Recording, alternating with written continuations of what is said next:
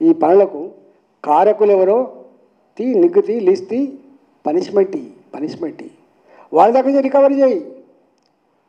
నేను దమ్ముంటే ఇంతకుముందు చెప్పినట్టుగా మా వాళ్ళు వీళ్ళు తప్పు చేసినా చెప్పడమే కాకుండా తప్పుకు పనిష్మెంట్ కూడా ఇయ్యి.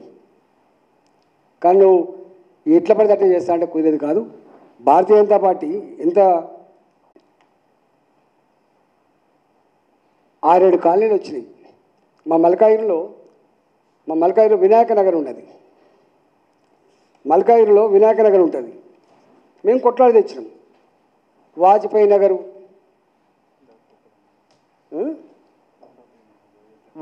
నగరు, అయోధ్య నగరు, దత్తాత్రేయ నగరు, ఇవాళ భగత్ సింగ్ నగరు, ఎన్నెన్ని నగరాలు, ఒక బాలాజీ నగర్. ఇవాళ భారతీయ జనతా పార్టీ ఆనాడు వలస వచ్చి పేదరికంలో మగ్గే వాళ్లకు పార్టీ మానవత్వంతో వాళ్ళకు అండగా ఉండి పట్టాలు ఇప్పించారు. 60 గజాల పట్టాలు ఇప్పించారు, ఇల్లు కట్టించారు.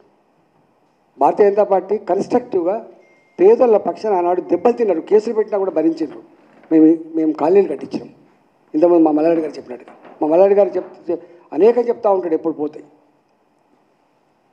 ఎన్టీఆర్ కాలనీ ఇక్కడనే ఉంటుంది, మా రంగాన దగ్గర ఎన్టీఆర్ కాలనీ ఉంటుంది. అంటే ఇందిరమ్మ కాలనీ, మా యాంజాలు ఉంటుంది మల్లన్న కాలనీ అని చెప్పి. ఎందుకంటే వాళ్ళ పేర్లు పెట్టుకుంటే ఈ పేదోళ్ళ గుడిసెలు సేఫ్గా ఉంటాయని చెప్పి పెట్టుకుంటూ ఉంటారు. ఇందిరమ్మ నగరు, రాజీవ్ గాంధీ నగరు, సంజయ్ గాంధీ నగరు, నెహ్రూ నగరు, రోడా మిశ్రీ నగరు, వాజ్పేయి నగరు, ఇట్లా పెట్టుకుంటారు.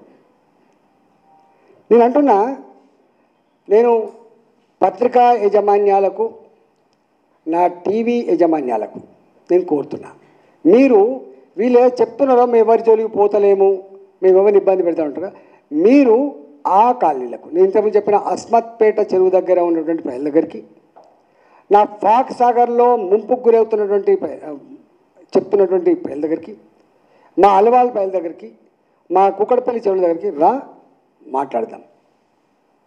కానీ మీరేదో ఆహా ఓహో ఇదేదో ఇప్పుడే పుట్టుకొచ్చినట్టుగా ధర్మం ఇప్పుడు 4 పాదాల మీద, ఇంతకుముందు ఒంటి కాలం మీద ఉన్నట్టుగా ఈయన రాగానే 4 పాదాల మీద నడతా చెప్పి కనుక చేస్తే కేర్ఫుల్ ఉండమని చెప్పి కోరుతున్నాను. నీ జాగీర్ కాదు ఇది.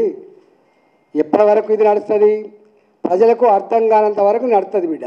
ప్రజలకు అర్థమైతే బంగ్లాదేశ్లో ఏమైంది, ప్రజలకు అర్థమైతే శ్రీలంకలో ఏమైంది. పాలకులు చరిత్ర నిర్మాతలు కాదు.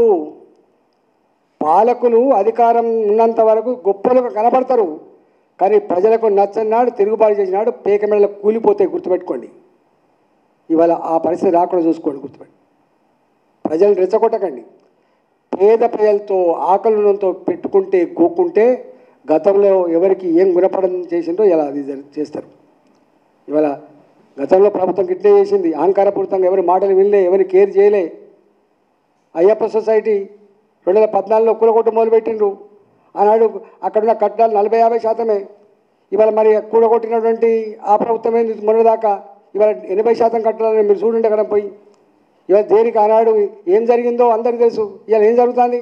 పెద్ద పెద్ద బిల్డర్లు అంతా కూడా ఇప్పుడు నువ్వు కూడగొట్టినంత చిన్న చిన్న వాళ్ళు, ఇప్పుడు నువ్వు ఒక్కటి నుండి చెప్పినావు, పల్లం రాజు వాళ్ళ తమ్ముంది ఒకటి చెప్పినావు, ఇంకేదో భాస్కర్ రావు చెప్పినావు, ఇంకేదో ఎన్నికల గురించి చెప్పినావు. మాకేం అభ్యంతరం లేదు.